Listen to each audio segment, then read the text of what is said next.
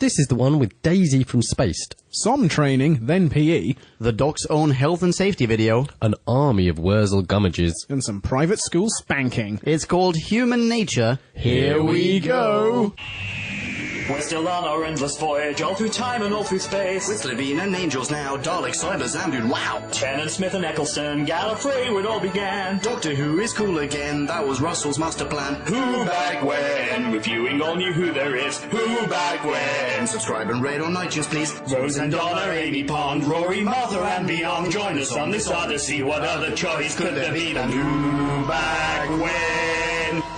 Who back when? Hello, ladies and gentlemen, and welcome to episode N036 of Who Back When, a Doctor Who podcast. I am Ponken. Yes, I am. And joining me in the studio, I feel like I can legitimately call this a studio now, are, to my left, Drew Back When himself. Hello, chaps. Hello, Drew. And right ahead of me, Nicolele. Yes, quite. Yes. Tally-ho. Bully! Well done. You there, boy. Top hero. Translate my Catullus. Today we are having a look at Human Nature, which is part one of a double feature containing Human Nature and Family of Blood. And we've been talking for quite a few episodes on Who Back When about how we're finally going to encounter a good episode or a good storyline. Like we just washed up on this shore half dead. After months at sea.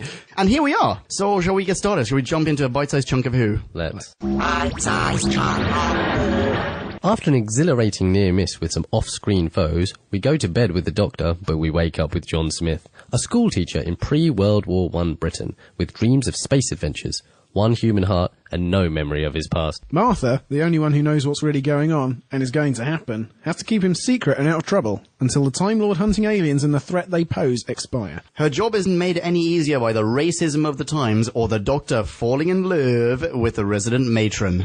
B-Scout over, you are welcome. Aren't you just? Bingo bongo. Shall we do this one a little bit different, chaps? Shall we, rather than go through this plot point by plot point, just assume that everyone, every lady and or gentleman in podcast land has already watched this? And if you haven't, cheeky little pause. Go Watch find it. Yeah, it's Yeah. on Netflix, it's on lots of things. It's a fantastic episode. It is definitely worth it. Yeah.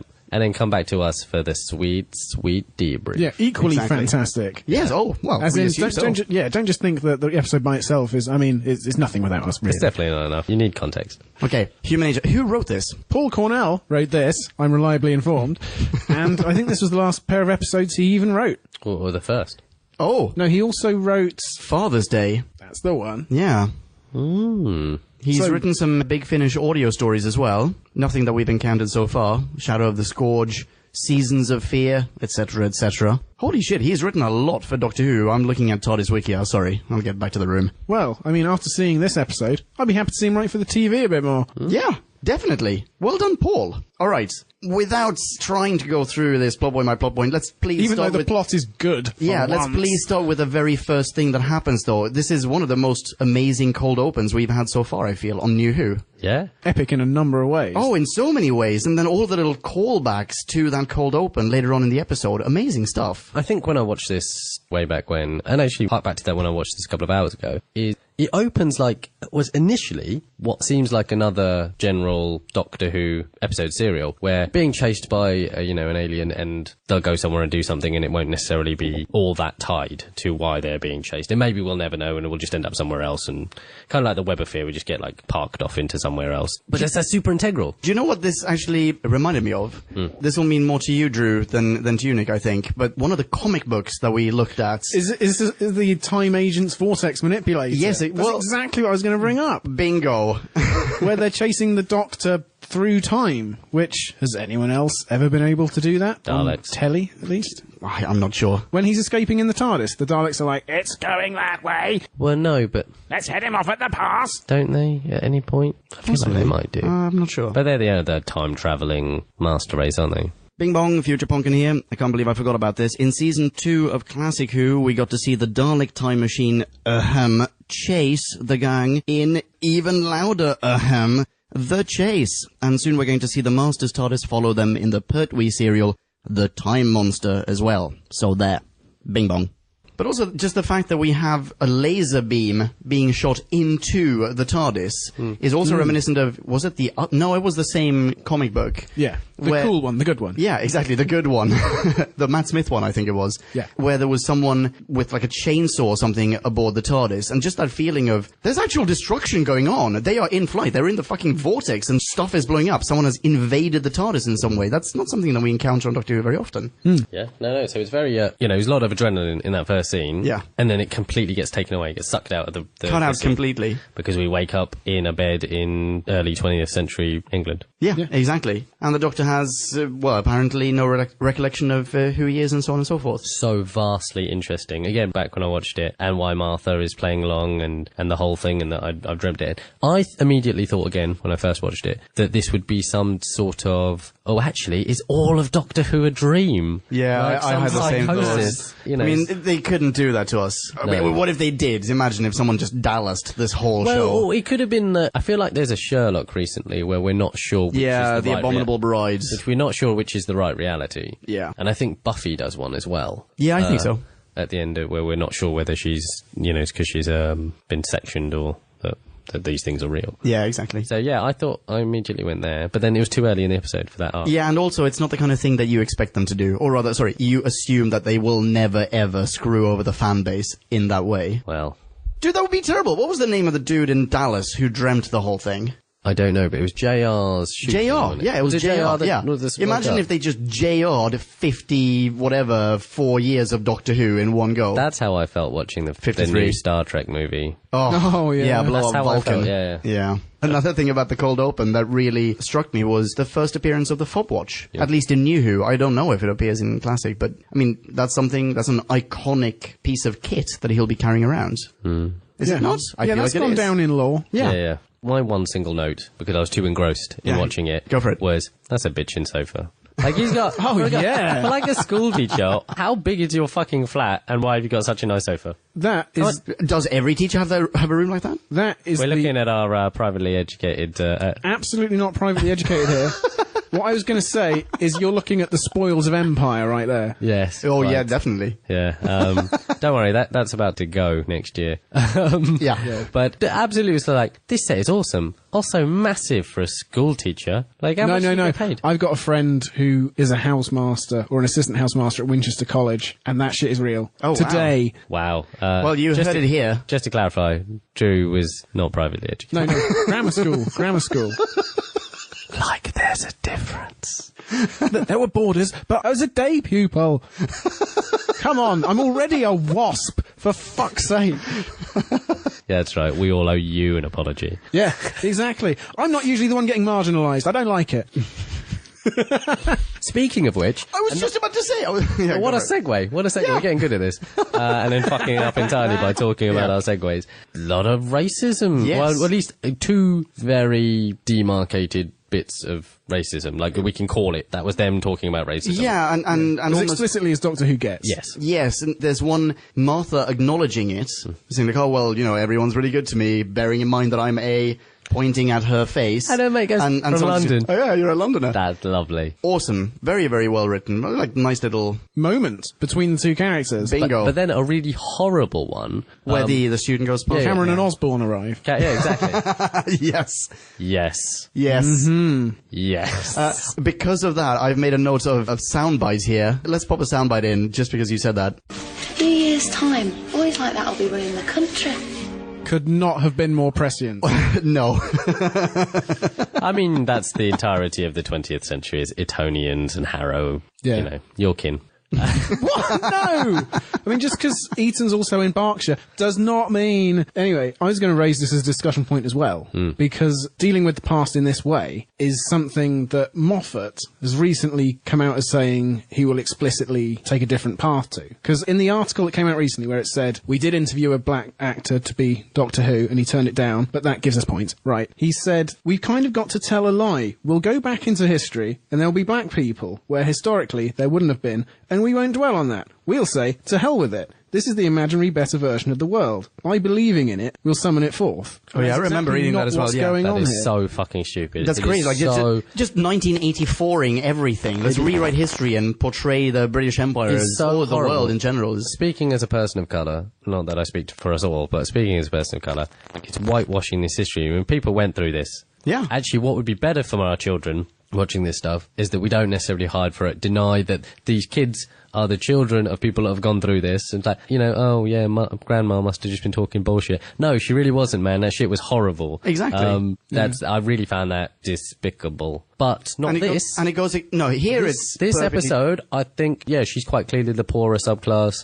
And they went for the nice version of her friend saying, you know, oh, it's because you're from London, and the really fucking despicable version of the two Etonian dickheads. And that was the right thing to do. I think that was Yeah. a really good, clever way to put it up front there. Okay, so Agreed. get ready for some really negative Series And 10 we've- reviews many years from now. And we've actually encountered something as an example of what Moffat said in that interview, or in that article, in an episode that we reviewed on Who Back When Before. And we discussed it at the time, Girl in the Fireplace, where the requisite percentage of members of the court at Versailles were Africans black, yeah. and whatever, you know, there were black dudes, there were people from the Far East, etc., etc., like just everyone is represented because the BBC needs to be politically correct.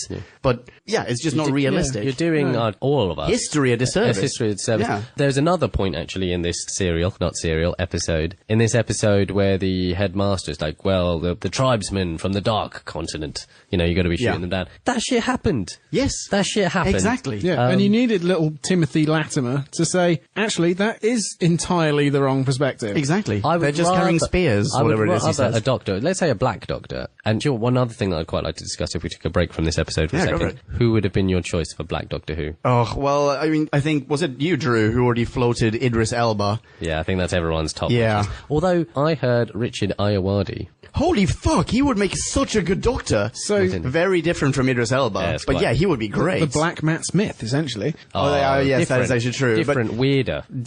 Yeah, weirder, but yeah. certainly, possibly as wibbly and wobbly. Well, I'm going to say a much drier delivery of stuff. Like, you know, Matt Smith's Do you got think so? great physical comedy. Like, he's whaley and, you know, it's actually Richard Ayoade's all the comic acting he's done so far is very straight-laced and it's all in the timing of the jokes. But he did also voice a villain in the new Danger Mouse, and pretty slapstick, as you might expect. Oh, God. Brian Blessed was Santa, and he was the evil snowman. Nice. Yeah. But yes, I think Richard Ayoade would He have would been be very good, yeah.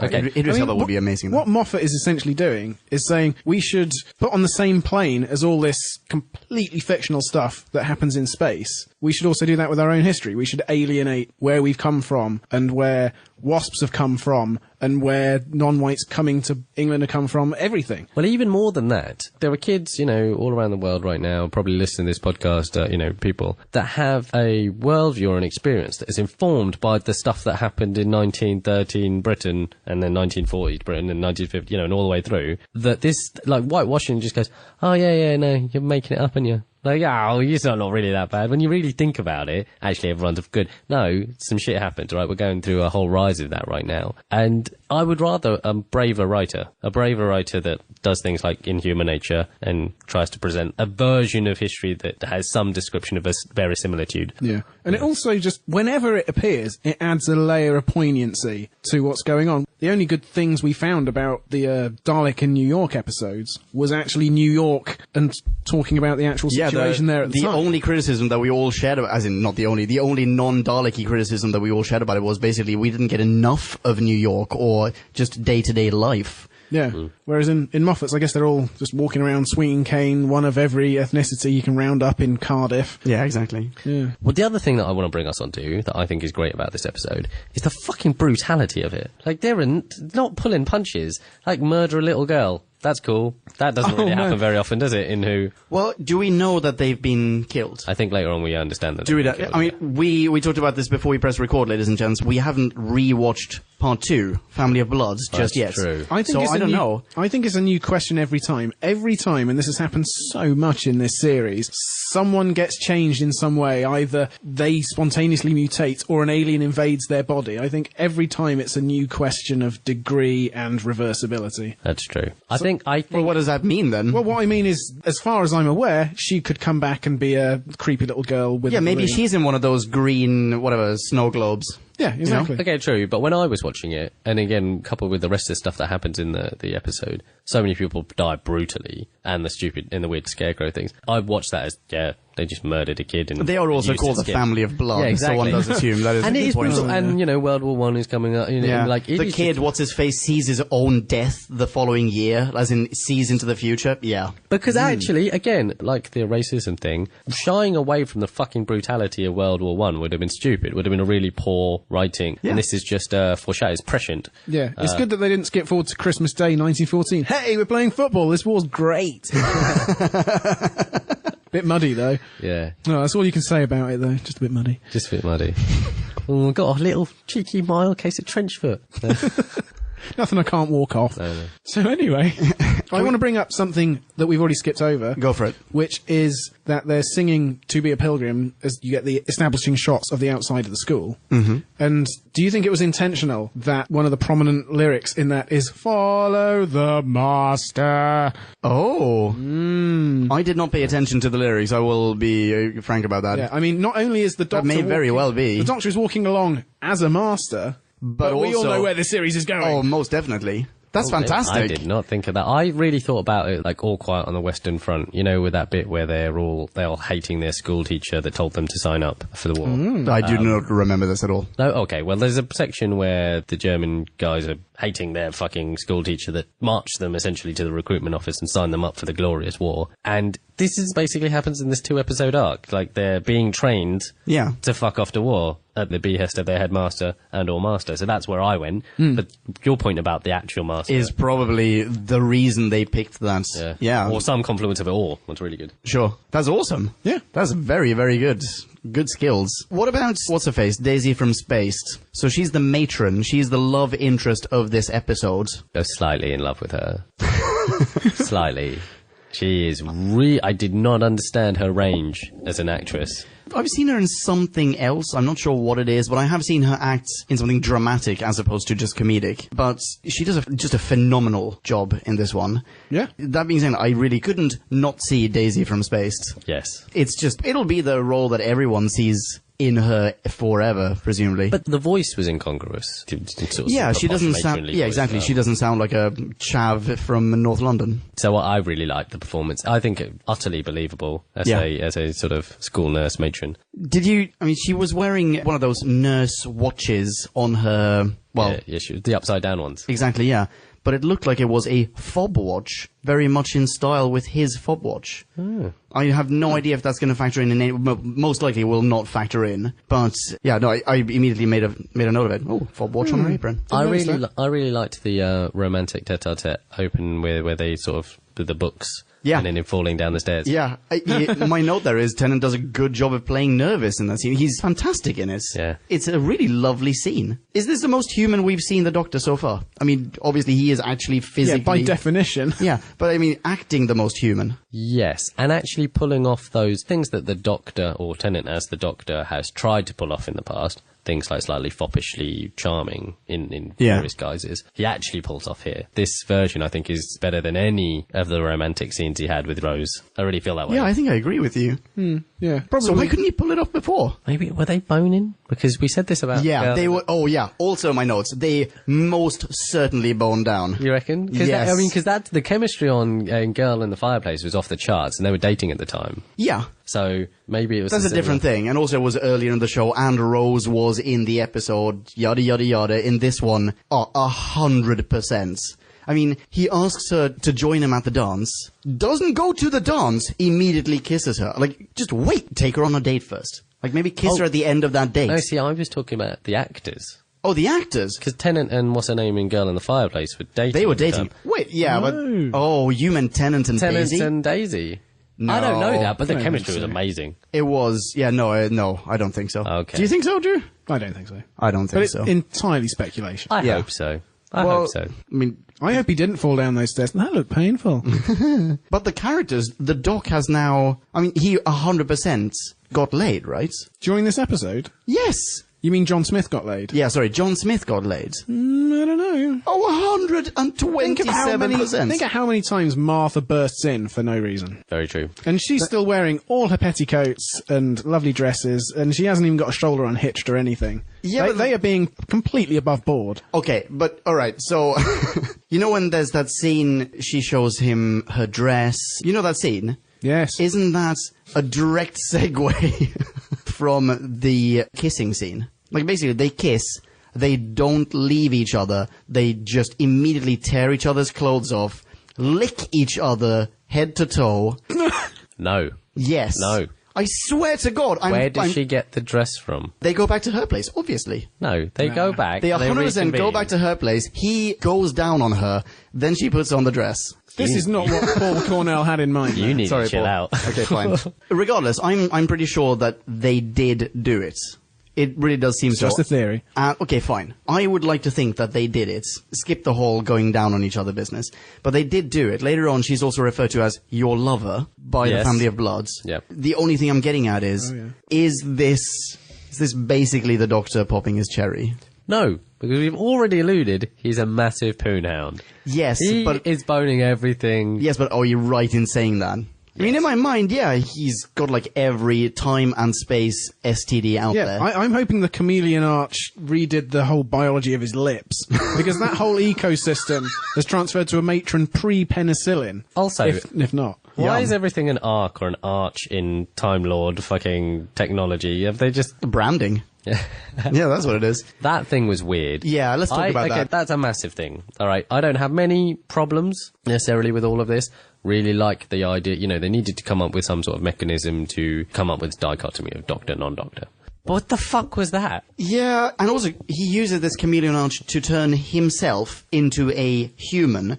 Presumably, not having rewatched the second one, so I can't say this for sure, but presumably he'll use it to turn himself back into a Time Lord. Yeah, he'll slot the watch back in and reverse the polarity. Does that mean that this is basically an immortality machine because you can just turn yourself into a creature that has X lives? I can tell you that that's not what happens in the Family of Blood. Ah, okay. It's even less satisfying than that. Oh We'll get God, to what is it? Is it like, open the fob watch, the thing blows in his face? We'll get to it. Even worse than that, if memory serves. He suddenly clenches and grows a second heart. If memory serves, it's even worse. But we'll get to it, ladies and gentlemen. Stay with us for the next episode. 2 weeks. If there was the plot hole you were talking about, A, Lazarus could have used it. Oh, He would have been God, fine. yeah. B, Dalek Sec, he could have used it. And C, the Master wouldn't have had to plague the Doctor throughout time and space to try and get more than 12 lives. So Oh yeah, also a good point. yeah, let's hope that's not what happened. Could he have used the chameleon arch to spend eternity with Rose? Could he have turned her into something? Could he have used it in some? Could he have turned himself into a human to spend with her? This isn't what happens 3 series from now, is it? Could he make more? I don't think so. more I think Time he somehow Lords? like splits off.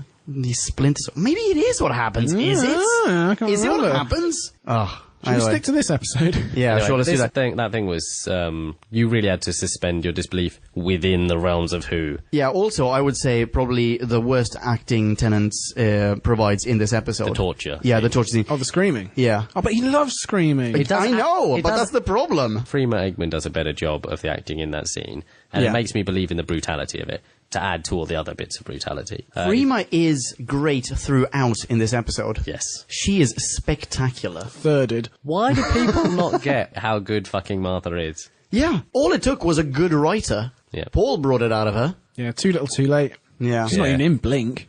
Is she not? Well, no one's in Doctor Blink, isn't are they? even in Blink. Hardly. I mean, Hardly. she's nominally, but not really. Okay. I need to rewatch. We'll get to that. Let's Yeah. stick to this episode. Yeah. 2 episodes. My next note is he draws very well, but writes like a total spaz. That's exactly what I've got. I haven't got spaz, but I'm just like, aren't you a schoolmaster? Why is your handwriting so shit? Why do you draw in ink blot? How hard is it to shade in ink blot? Wow, yeah. Very. Yeah. And then he To judge by your face. Then he does the Leo DiCaprio drawing her like a French girl. Yeah. And that's in pencil.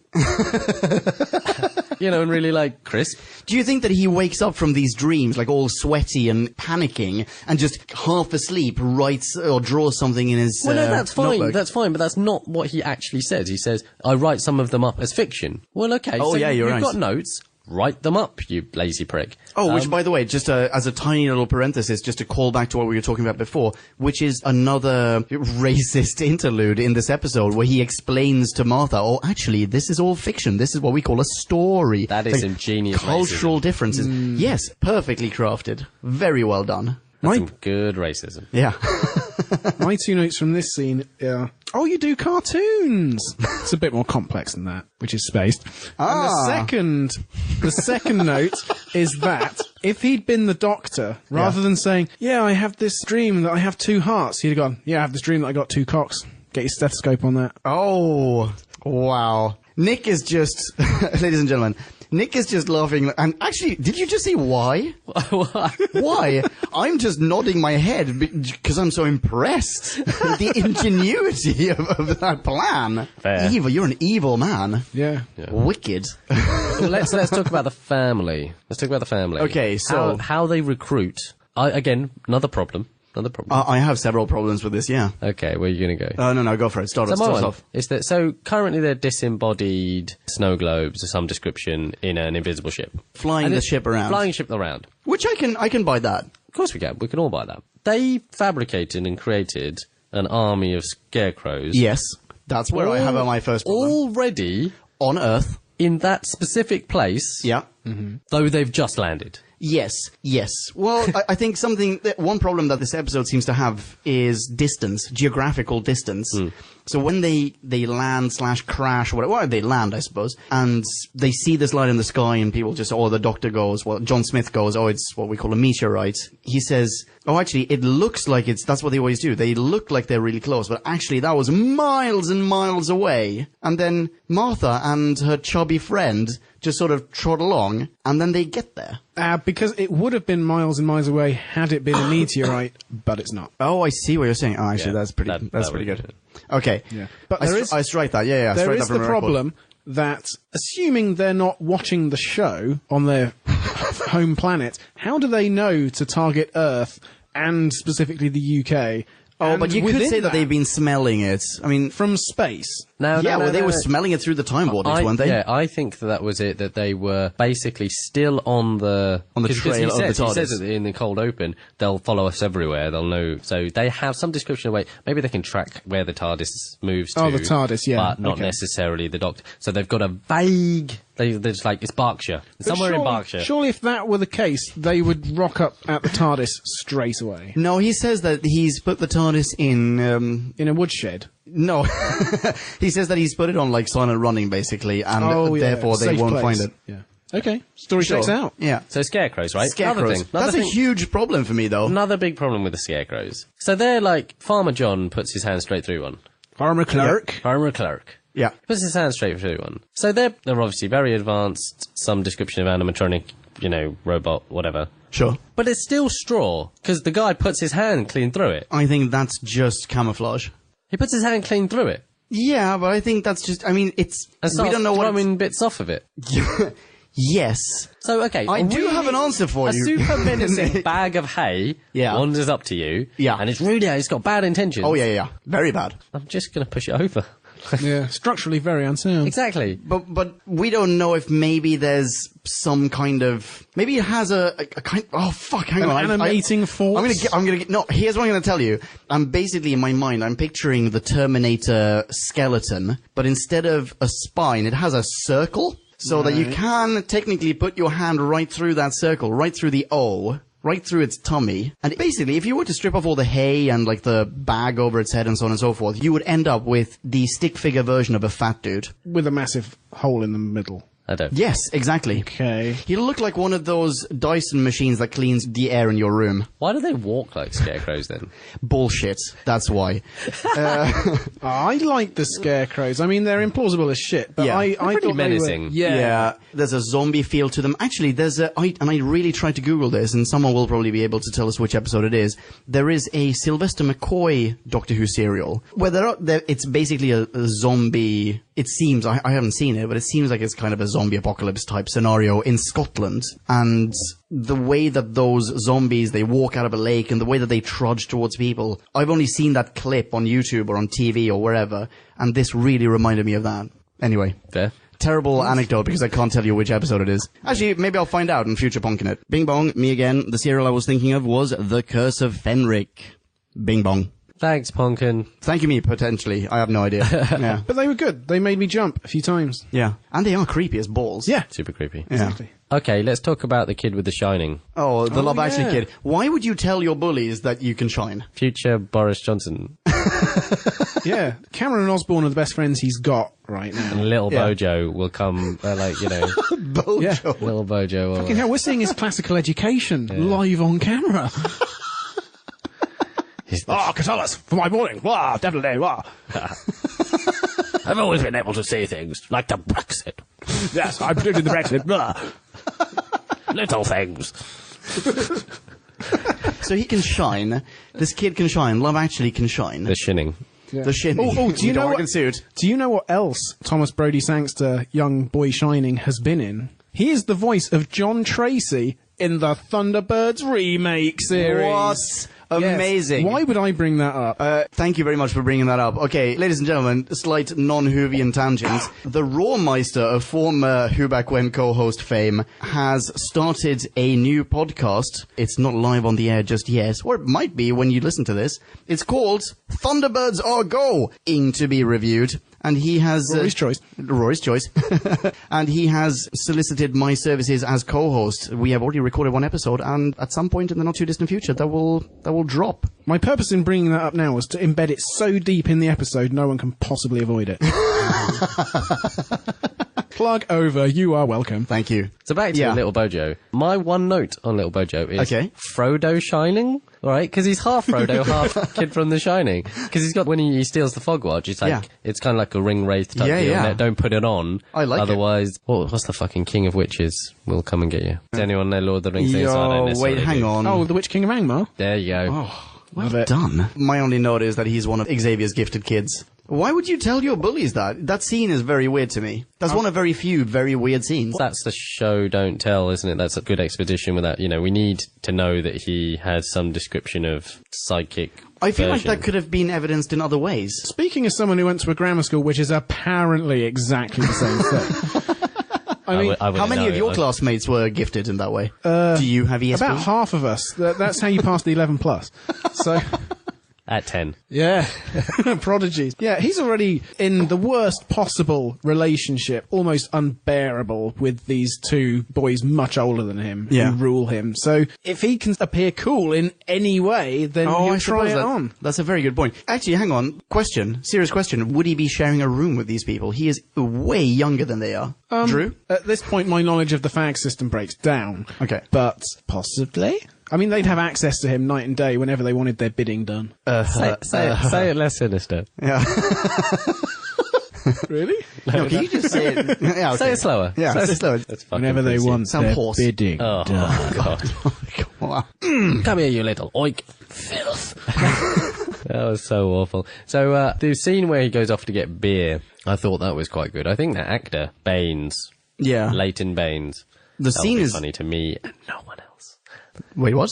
I don't know, he's a footballer. Okay. Yeah, Baines, he's really good. He is fantastic, yeah. When he's not watching the spaceship descend. Exactly He doesn't what I was know going to say. what he's looking at. Yeah, and why would he just stand there and smile at some mysterious green light descending from the sky? That scene is... I didn't think that was particularly well acted, but then immediately thereafter he turns into kind of a parody of himself in which he goes like, is that some sort of plane? Are you alright? Are you chaps fine? Blah, blah, blah. Yeah, no, when he goes in it, one of my notes is remarkably calm for a 1910 boy that has just figured out there's aliens and now he's been abducted. Like, because it's like, oh, that's a rather poor show.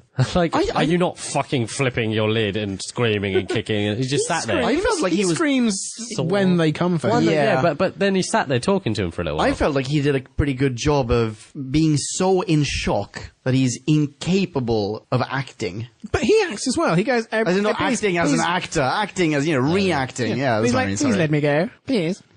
Would you mind terribly? It'd be a chum. We have much gold. Honestly, we own like half the planet. Take a quarter. Take the shit quarter. Take the dark continent. We don't want it. We only have it so we can be racist. So what's coming for him? Why is he screaming? Is it a scarecrow or is it that weird green It's the green smoke? thing. Yeah, green I think smoke. it's the green thing. Green smoke, chubby. Okay. Because he asks what you look like. Why don't I know what you look like? Oh, yes. Show your face. Okay, yeah, fair enough. Cool effect as well, by the way. The invisible spaceship. Super cool. Spent Well done. all of their money on that. Oh, yeah. They originally didn't want to have scarecrows. They were like these incredibly advanced cybernetic organisms, crazy cool insect robots, but then they spanked it all on one CGI effect. Stuff with believable skeletons. Nah, we can't afford that. That was I think my fat nothing stick to me. figure... Your really- polo mint scarecrow. Yes. That's the only way I can answer your question legitimately, Nick. There's a giant hole in it. He's the creepiest of the four. Yes, he Family is. of Blood. Even though there's a little girl with a red... So again, another thing I've got is like, okay, gotcha, right? You've stolen and murdered a little girl and taken her skin. Yeah. Creepy. Creepy, very... I the love creepiest that thing scene. you can do. That scene is full throttle. Yeah. Like, okay, we're just not holding back. We're being creepy as shit. Here's the creepy music. Now she's being abducted. She's on a like a tricycle. But okay, the thing that lost me creepy factor, I'm just like, right, I gotcha. You're a clandestine, you're a horrible, interstellar, interdimensional, murderous family, and you've stolen a little girl. Yeah. Do you really need the red balloon? Like, what is that giving you? Camouflage. Camouflage. Yeah, cover. Just get rid. She's still a little girl. It's not like, oh yeah, but you ain't got a red balloon. What are you up to, little girl? No one's questioning all the little people without balloons. It also seems as though they retain their victims' memories. Yes. When... Well, to a degree. Well, yeah, sure. When he climbs back through the exact... What's his name again? Baines. Baines climbs back through the same window he exited earlier. He remembers going out for drinks. Well, someone prompts him. He's from, oh, where's the beer? And he says it's not there. Oh, yeah, okay. Poor Sure. show, Baines. Poor, definitely a poor show. But- like poor people's shows. Yes, you're really lucky if I make you chancellor. Oh man, such a weird window into your childhood. Not my childhood! For fuck's sake! I am not in the cabinet. Sounds like you're in the closet though. The closet being you're a privately educated boy and you just need to come out and let us all know. Don't worry, we won't judge you. Shall we have a chat about the cricket scene in which the Doctor saves a mother's and baby's lives? Saves their lives. Yeah, both lives. Why That not? kid, the kid with the cricket ball, is the most gormless kid. Yes. Just picturing his face. Oh man. Yeah. I don't even know what cricket is. They've just given me this. The director gave me this ball. Yeah. They just gave me this so I'll stop burning things. Now, the Doctor's going to diatribe about how there'll be brilliant heroes or something like that, right? Wait, what? He's In that scene? Yeah, he's talking about... He's with Daisy. Yeah, people to come forth and be brilliant and do whatever, and then he comes forth and is brilliant. Oh, yeah, you're right. Now, why does that... what would have been better would have been him just randomly solving something amazing, like a ridiculous thing that he shouldn't and doesn't have the normal capability to do. But the throwing the ball isn't necessary... Like, I guess what we're supposed to infer is the Doctor can make all those calculations and see what needs to be I done. think it's two different things. One, it's that because it's like a Rube Goldberg machine. Yeah. The way he solves the problem. Yeah, instead of just shouting, you with the pram? Yeah. Stop, just for a minute. You'll see. But there the you go. second thing Would it is have been awful the if he second just thing. beamed the kid with the cricket ball? Just, crisis averted. Well, just lamps the mother in the stomach with a throw and just like, oh, and then it's like, oh, okay, I forgive you. I get it now. But the second thing is Peter Davison's Doctor played cricket. Oh, yes. And this is a callback. This is a part of him, as in part of his memory is actually surfacing. Oh, do you know what? I'm some completely talent. on board with that. Okay, yeah, that's Bingo. good. Yeah, Plus 0.1 from me. Okay, another note of that particular scene, though. Gratuitous piano shot. That was the other thing they spent Oh, they their loved money the on. hell out of that They did piano. like 3 fucking angles on that piano drop. I think it dropped twice, at Yeah, least. yeah, twice, and once in slow-mo.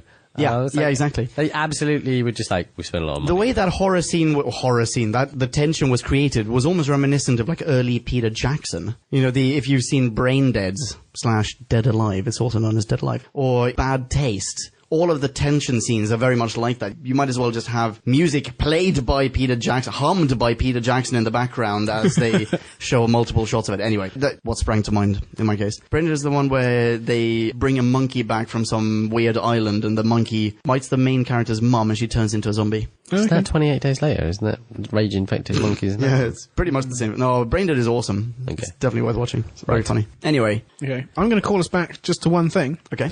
Which is that by this point, little Timmy Latimer has stolen the watch. Yeah. Or pocketed the watch, Oh, yeah. shall we say, so he doesn't get in more trouble with the master. Sure. Sorry, with his master for looking at it. Yeah. And he opens the watch at one point and sees a cavalcade of villains past. Great villains past. You got the Cybermen, you got the Daleks, and then you got Lazarus. Oh, yeah. And like the Why? Rachnos. And it's like the hubris of it all. Yeah. And, that was a nothing, strange... nothing from Classic Who. No, in fact, loads of the callbacks through... In I the don't know, is it because they find them alienating? Well, I don't know. I don't think so. In the drawings, and very similar in Rose, part 1 of the revival, where they have like old photos of the Doctor, there are some callbacks to Classic, but there never seem to be any Classic villains, and I wonder if that's just because all Classic villains look like huge cardboard boxes, or, you know... Yeah, I mean, it might be partly because it all happened to Tennant, and Tennant is obviously entirely a new Doctor. All these sound that we hear at the same time, all the whispering, could you place any of that in Classic, or was that all new? I don't remember the I think whispering that at all. was all new. I think that was all new for this episode, for the most part. I think Well, maybe one or among the two drawings, there are drawings of Paul McGann. Paul McGann. I was going to say, possibly only Paul McGann of the That's why classics. the ink No, blot there were a fucking few. painting of Rose looked literally nothing like Rose. Absolutely nothing like Rose. It's really hard to do blonde in blue. Yeah. Anyhow. Oh, one thing that I found really annoying, or not really annoying, sort of funny. The doc leaves a self-help video, a guided video. Oh, I know what you're going to say. What? What am I going to say? That she skips all these... No, I get the skipping. If you watched it a bunch of times, you know where you're trying to get to. Let's just say that. Sure. Yeah. Also, why you don't have chapter select on your... Your TARDIS DVD. Yeah, quite. But that's fine. I'll forgive all of that. Because when he opens it... Blu-ray. When he starts the video, he taps it on the screen and goes, "Is this thing on? Oh, you're a 900-year-old omnipresent technovore of a fucking god, and you haven't figured out how to work your camcorder." Which is apparently from the 80s. And why is it like that and not the holographic video that Eccleston left for Rose? Which looked much, much cooler and sort of New Who TARDIS-like. Fucking hell, 50 years ago, they had Doctor Who Space-Time TV. Yeah, exactly. Have they not moved on from that? That they were hundreds of years in front. Well, no, they were a couple of years in front, and now they're decades behind. I don't get that. But yeah, the tapping on the screen is like, "Is this thing on? Come on, man." Fun? Maybe the TARDIS just psychically communicates, "Yes, stop tapping me." I don't know. That's all I got. Okay, so, well, the reason the DVD comes up, or the self-help video comes up, is because he has now clearly fallen in love. Martha doesn't know what to do in this situation. Martha has been rejected by the Doctor for Rose when Rose has just left the building. She's now rejected by the Doctor, or by John Smith, for Rose again, as he recounts his adventurous dreams. Yep, couldn't even do a sketch of Martha. Absolutely not. Doesn't recognize her now, even. No. Which, actually, why... That's... No, okay, fine. Well, he's just had a dream with her in it at the beginning of the episode, but he's like, "Ah, you're just a maid. Oh, yeah. For you." Yeah, you're right. You're Yeah, right. he does actually say, "You were in it." Yeah, that's true. Anyway, and now he's falling in love with the matron, and she's being rejected anew. Sure. Every time she goes into that room. Yeah, also true. So the Doctor just likes white chicks, or is it just to hammer in the point? She is absolutely not going to be... Well, I mean, she does actually say cloyingly, "Oh, what were you supposed to do when you fell in love with a woman?" And it wasn't me. Like, Wait, she says that? Yeah, she says that. Oh, Said, I you had to fall totally in missed love with that. a human. Oh, you had to pick her up. Wow, I totally Yeah, missed no, that. there's a bit when she's trying to appeal to the video. Yeah. And yes, I think the I know phrase the is, scene, I just missed this line. You fell in love with a human and it wasn't me. And I thought, you didn't need the "and wasn't me." Everyone in the audience was inferring the "and wasn't me." Didn't need it. Yeah, you could have just gazed longingly at the screen for a little longer. Yeah, we were fine with that. Okay. Minor, though. But also, the reason that he didn't leave a message about what to do if he fell in love was because, as a Doctor, he can never fall in love again after Rose. He can't conceive You of wouldn't it. assume it, yeah. Really bothers me.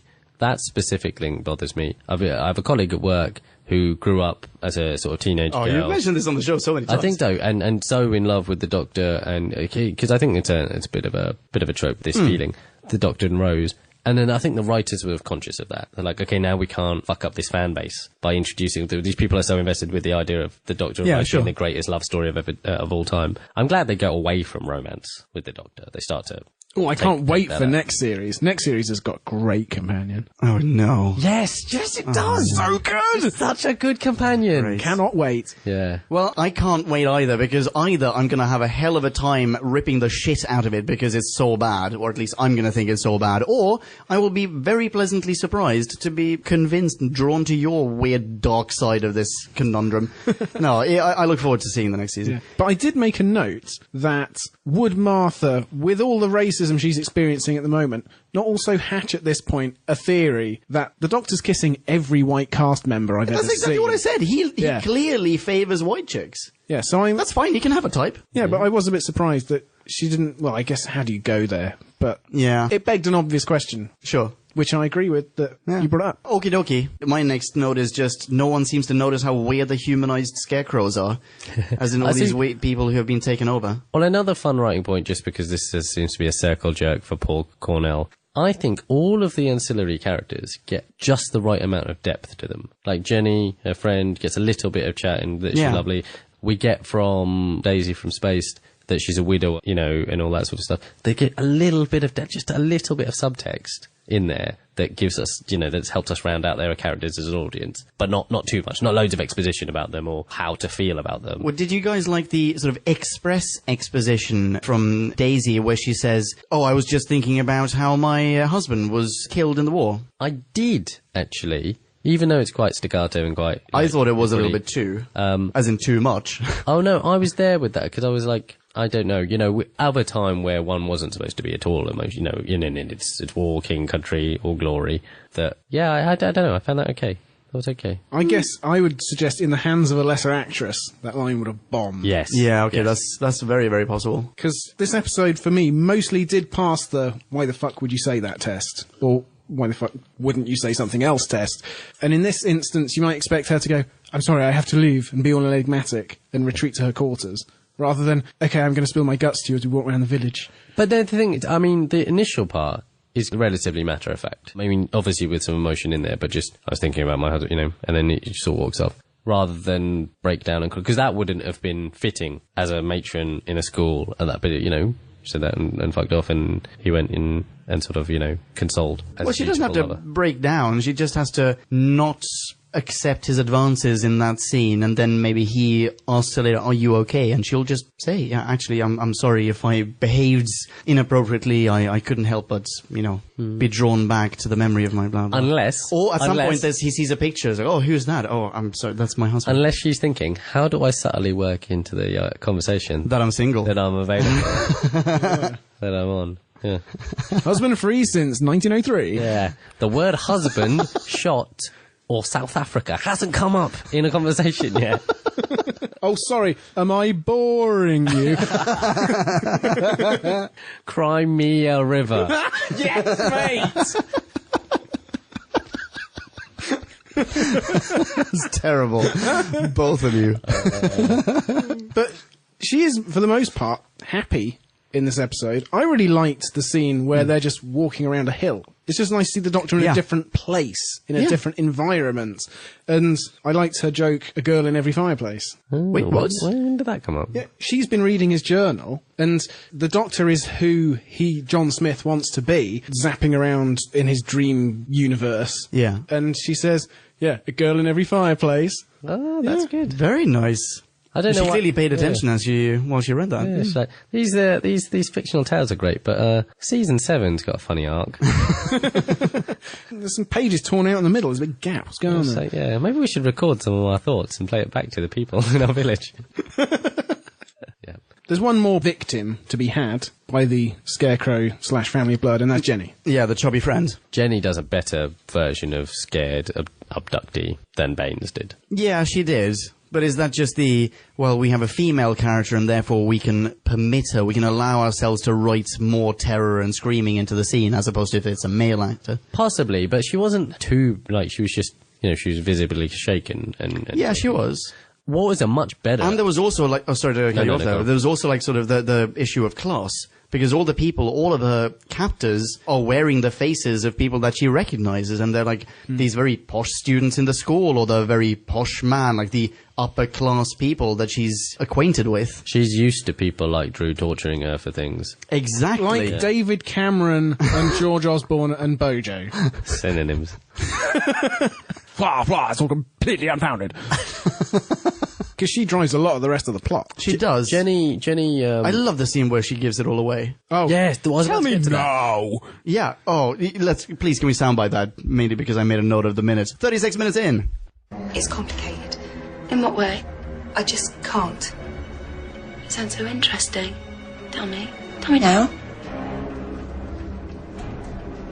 That scene is incredible, so acted, and the way that Martha works out, because there's always those changes in tone, and I always wonder why the character hasn't noticed this weird fucking behaviour from across the table, but Martha really does, Yeah, and then takes appropriate, like, Ingenious action. Did either one of you also think when Jenny goes, "Oh, sardines and ham"? Yeah, that sounds very good. Did you also think fish fingers and custard? No, I didn't. No. At this Just point, me. I was thinking, which we almost alluded to earlier, well, they've retained enough of their memories to know which form room to go back to, but not that sardines and jam are not a good Sardines and combination. jam. Sorry, yeah. Yeah, no, that's true. Or mutton in a teapot.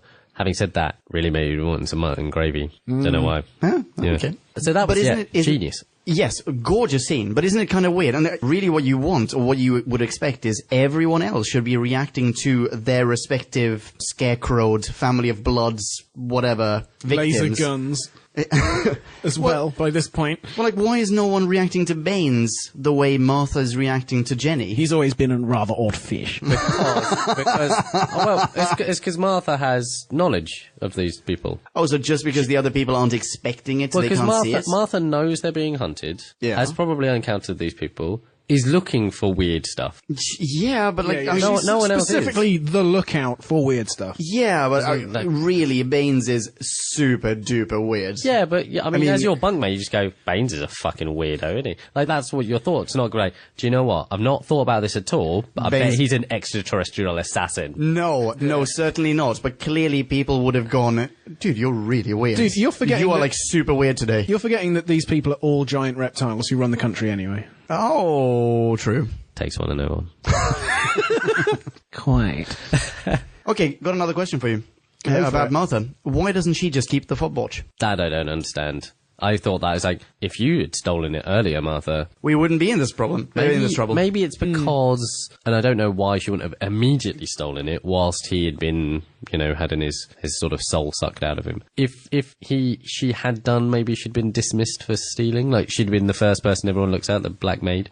But why even... No, she didn't have to steal it in the first place. Why doesn't she just carry it on her person? Well, the doctor will go, "Where's my fob watch gone?" And she'll go, "Oh, No, I wait. just found it when I was cleaning here. Get out of here." No, wait, hang on. In the beginning, the doctor goes, "Here, I am this watch," or "This watch is me." Yeah. And he gives it to her. And then when we cut to John Smith's life, it's now no longer her fob watch He should never have seen the watch. Exactly. She should just be carrying it around with her so that that's she true. can open it when need be. Yeah. Which, by the way, let's put a pin in this for the next episode, ladies and gentlemen. It will wow. become super important. Oh, so Inter-episodic pin. you remember way more about part 2 than I do. The opening of the watch. Let's all just for a second, and we'll come back in a fortnight's time. Sure, but we But should... not you, if you're listening to it as a podcast. You can probably just skip on to the next one. We do need to talk about what happens when the fob watch is opened now. I mean, what do you think? You're not allowed to answer this because you clearly know what happens.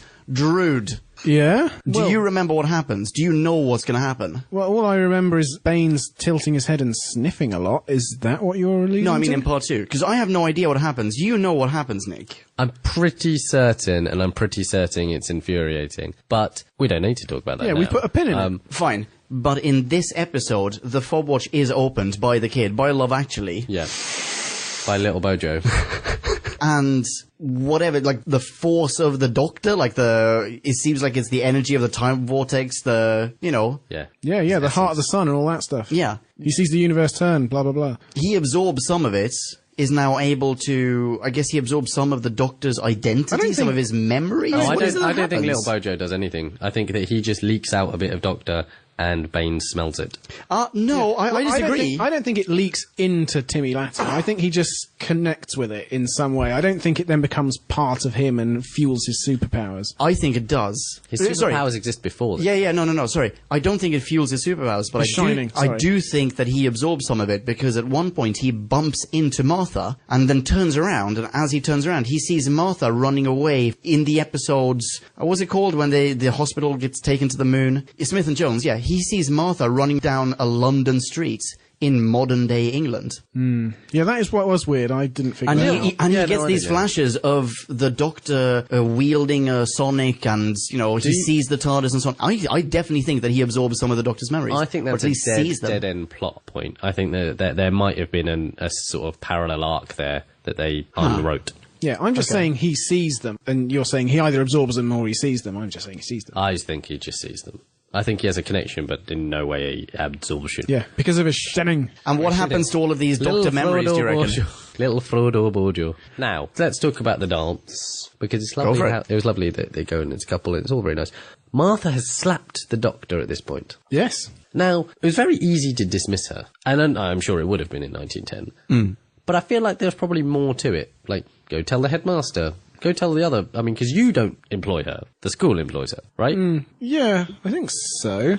Yeah. Unless you can just take He managed to get her a job. He didn't employ her as his, personal... Well, exactly. So you've just dismissed one of the school's maids, and then we'll go to hire another. Do you not need to tell someone about it? Nah, Jenny will just do a double shift. Fair enough. You've already worked out the logistics of this. I like it. Yeah, I was there. Or whatever. Yeah. At Gordonston, or wherever it's supposed to be. But the Doctor's... Okay, so in that scene, she shows the Doctor the Sonic. And what do you think of this? He does seem Bet you want to use it, don't you? He does seem to remember it. At the very least, he remembers it from his dreams, right? Oh, you'd think so. Yeah, he doesn't just look at it and go like, whoa, that's a fancy-looking wand. That's a thingamajig. What's it? Nice pen, Martha. Yeah, exactly. Now get out of my sight forever. Electricity is hard to come by. What the fuck is this? Yeah, but at the same time, it doesn't all come flooding back instantly. Well, nothing happens. Yeah. Anyway, so we end the episode. Shall we go there? We end the episode on the Family of Blood appearing. Shooting everyone in sight. With awesome weapons. Fucking destroyed the vet. Yeah, the poor vet outside. The poor racist vet outside. What's also cool about that is look, every generation didn't give a fuck about its veterans. Yeah. Yeah. Yes. Yeah, true. Yeah, but he couldn't release a charity single. What's a guy to do? Fantastic. How do I segue from that? Sorry. Cut it. Give me something to work with that. No, fantastic CGI. I love that effect of just vaporizing people. Beautifully done. Yeah, they vaporize a lot. That's what I'm saying, the brutality of this. It's actually, you believe the peril because you see it. Yeah. All the time, all over. Yeah. It's not a slow, trudging zombie inhabited by the sun. People just die. It's like, I don't mind killing people. You give me lip, I'll give you jip. Quite. Yeah, and that's pretty much the end of the episode. They're trying to force... Well, they have both Martha and what's-her-face, Daisy, at gunpoint. Which is a brilliant cliffhanger. Brilliant cliffhanger. Yeah. And you really believe Tennant's portrayal of a man that doesn't know what the fuck anyone is talking about and is freaking out. Yeah. Really like that. But of course, we do know that in the same room, we do have Love Actually, and he does have the fob watch. He hasn't worked it out yet, though. He hasn't figured out, he just had it. It's the Shining. Or it's the Ring. Whichever franchise you like best. Yeah. And also, what's he going to do? Chuck the Doctor the watch. The Doctor becomes a Time Lord in front of them. They have the guns trained on him. Is he going to become a episode over? Well, how is he going to become a Time Lord in front of them? No, the Doctor. Yeah, no, that's what I mean. How is he going to... how is he going to... If you don't have to plug back into the chameleon arch, then it will just retcon him hovering above him. If that is what happens, I will call bullshit. Honest to God. God, that is... You're all going to lose your mind. Is that how disappointing it is? This is why you hate second parts, isn't it? Yeah, very possibly. Having said that, I think that's probably let's call it. Points. Let's call it. End of episode. Yeah. End of Human Nature. Wow. So next time on Doctor Who, you've got this amazing cliffhanger.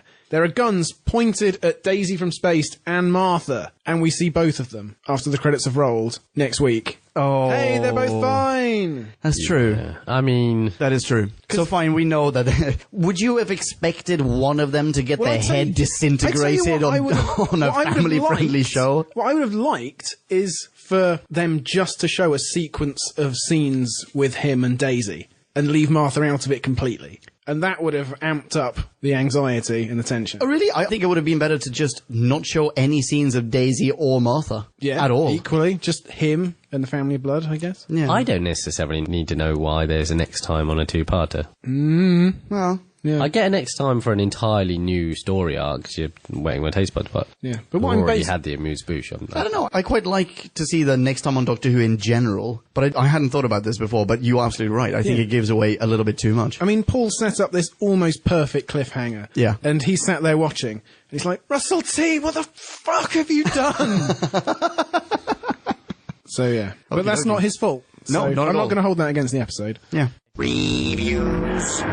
Okay, keeping it incredibly short, the Doctor, or Tennant, as John Smith, is incredibly charming. I don't mean charming in the sense that he very clearly gets down and dirty with Daisy from Spaced, but charming in the sense that I want to see him on screen. He's so good. All of those little scenes, wonderful, and he's mesmerizing and interesting, and just, I like seeing him on screen. Daisy's good. Martha, however, steals the show. Whilst the Family of Blood are great, and Baines is a very creepy guy and convincingly creepy, Martha is, for once, after how many episodes of seeing Martha being absolute garbage on Doctor Who, finally we get to see her with agency, with authority, taking the reins, with more influence on proceedings than the Doctor himself. We I can see love what it. Freema Eggman thought she was auditioning for. Yes, exactly. I wouldn't be surprised if she hadn't read the scripts for the episodes to come, or she didn't know that she was gonna most definitely leave the show, and she got to do this two-parter. She reads the script and she goes, holy fuck, it's finally happening. They're finally believing in my character. This is gonna be great. And then they screw it all up anyway. Yeah, I loved it to bits. I'm just gonna tie it up there. No, wait, one more thing. Scarecrows, bullshit. But I love it. They're very classic Who, and I think that actually the cheesiness and the nonsensical nature of having those scarecrows actually just bumps up the score. I'm gonna give this, I love the balls out of this episode. I'm giving this a 4.2. 4.2. Echoing everything Ponkin said. I really liked I mentioned it in the full review, but the depth, all those ancillary characters, I lifts the whole thing. It gives Martha the scope to have agency. It gives not watching the Doctor for another fucking 40 minutes was actually super refreshing. Watching him be essentially toothless. As he can't have agency. He's stripped, so it's really on the rest of us as humanity, and Martha in particular as our champion. 1910s Britain or this particular town and this particular military academy is spot on. I don't know much about it, but I believe that looked like a village that housed a military academy specifically. Looking at you, Drew. I don't know much about it either, but I'm going to guess, like you, that it was spot on. Quite. I think like you, I like the scarecrows for the campy Doctor Who effect. And they're fucking menacing. The brutality of it, I think, really, really mirrors the whole brutality of what's to come in the First World War. I think that, it's not shying away from what that period of time was like. Racism and all those sort of things. So tackling big subjects. And the cliffhanger's great. The romance is great. This is movie level fucking writing. Yes. It is. This could be a feature. Bolting two of the episodes together. I'd go to the cinema to watch this shit.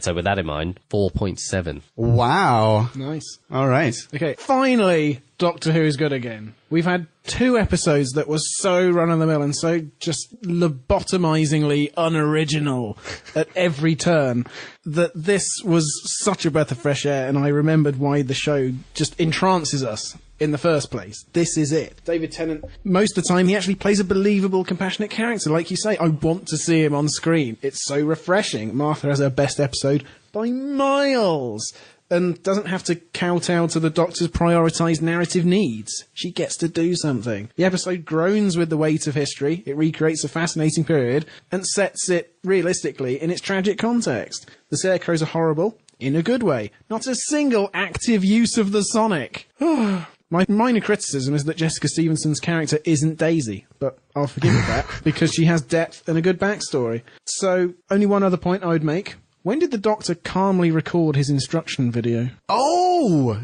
Such a good question. Well, there's a relative calm explanation of how the chameleon arc works and all those things. So there's a lead time. Okay. I think that let's say... Wait, that what do you mean? When the flashback to the cold open, so midway through, Martha has the flashback. Yeah. And it's explaining the chameleon arc, what's happening, who this family of blood are, and all that. And that's quite a long time. So there must be a lead time between when they were being shot at, them escaping, and how long it takes the family of blood to track them. So the TARDIS just tumbles through time indefinitely, or have they landed on Earth in a safe place? I think they've landed in 1910 Britain. Then he records and it. they know that the clock is ticking. Okay. These guys will turn up eventually. It might be a couple of weeks, it might be a couple of months, but they'll eventually track them. And so he said. So he can record the thing, he can do the chameleon arc, he can go get a job, all that sort of stuff, put the TARDIS in park or whatever the fuck it is. But still 2 months is menacing, isn't it? That's a menacing amount of time to know that someone's going to come and fuck you up. Wait, hang on. Have you given your rating yet? No. And I would say that against that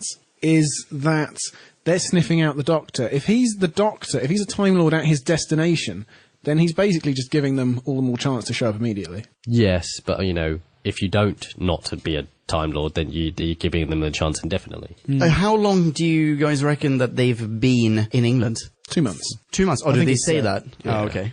My rating is 4.5. Oh, nice. Very good. Yeah.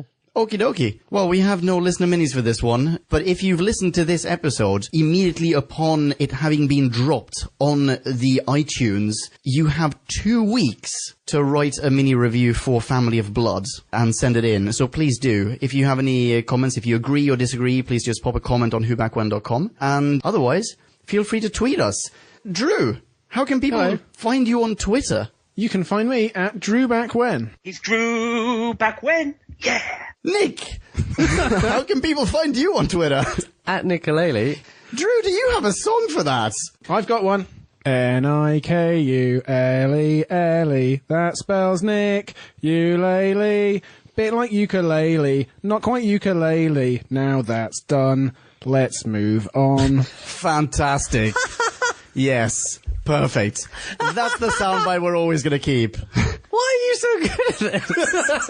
Ladies and gentlemen of Podcast Land, you have no idea in what order we recorded that. You can find me as well. I'm at Ponkin. Here's a soundbite of JD singing how you spell that. Ponken, Ponkin. Thanks, JD. What's next on the roster? The next classic is The Wheel in Space. The next new Who is, obviously... Family of Blood. And the next audio Who is... The Scapegoat. Oh, you had the Family of Blood. I was going to say the Scapegoat, but... Thank you so much for listening, ladies and gentlemen. Be rad and excellent to each other. Catch you next time. Ciao. Bye. Done. Kablamo! Did you enjoy the show? Then please do what the cosmos compels you to and spread the gospel of Who Back When. Tell your friends. Don't have any friends? No problemo. Tell some strangers. Like us on Facebook. That's facebook.com/Who Back When. All in one word. Are you on Google+? Then find us on Google+. That's plus Who Back When. And when you do, tell us why you're on Google+. Who Back When just got its very own Twitter account. No lie. So give us a follow. You guessed it. That's @Who Back When. All in one word. Check us out on SoundCloud, vote us up on Reddit, listen to us on Stitcher, and head on over to our website, whobackwhen.com, where you can leave a comment, submit a review of your own, and peruse our visual index of aliens, monsters, and more, which increases in kablamos with every episode. And lastly, give us a rating and review on iTunes. Not only would it make us super chuffed, and it really, really would, but as thanks, we will transmigrate your iTunes nom de plume into the credit list of trailers for fake Doctor Who audiobooks produced by Who Back When. Have a poke around our bonus episodes to make more sense of that. That's it. Rock on and be rad and excellent to each other. Catch your earballs in our next classic Who review, new Who review, or, still funny, audio Who review. Ciao. Who back when?